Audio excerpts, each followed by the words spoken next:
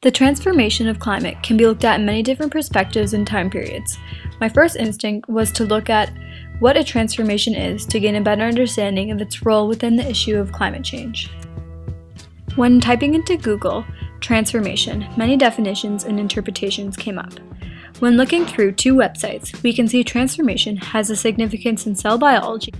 Transformation may be used to describe the insertion of new genetic material into non-bacterial cells, indicating progression to a cancerous state. From the initial research I have done, I found a few parallels to climate. There's something happening here.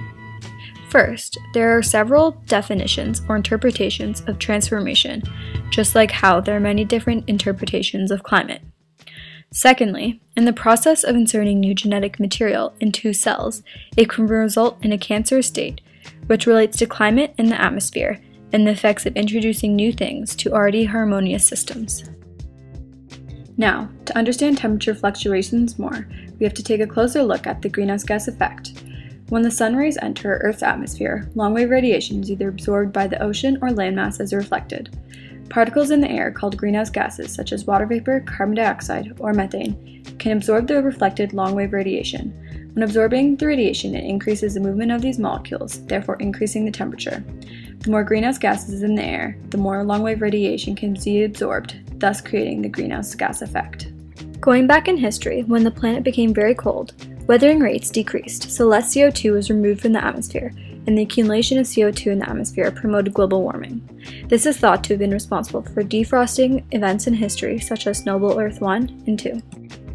Moving back to present day, even though temperature is highly variable based on evidence such as tree rings or ice cores and direct measurements, temperatures today are as warm and probably warmer than any other point in Earth's history over the past several centuries. The question to be asked is, are changes really happening not related to natural variability? When looking at that question, it's hard to say for sure because there are few records that are detailed to cover the past 1,000 plus years, and we do have records showing fast climate change without human influence. With that being said, what is known is that there is an increased amount of atmospheric CO2, which clearly works as a greenhouse gas. This is traceable to fossil fuel combustion and correlates to recent warming. Now, let's go back and look at the parallels between transformation from the beginning of the video. The first thing I observed was that there are many different interpretations of transformations, which can also be seen when looking at climate change. There are many different opinions as to whether climate change is a result of anthropogenic activity or just natural variability. Also, when introducing genetic material to a cell, it can produce a cancerous state, which relates to the process of humans continually polluting the atmosphere, resulting in faster moving greenhouse gas molecules, representing a cancerous state.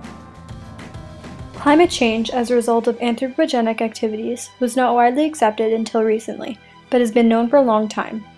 Many people reject the idea that we could be the cause of climate change, where now science and direct measures prove to differ.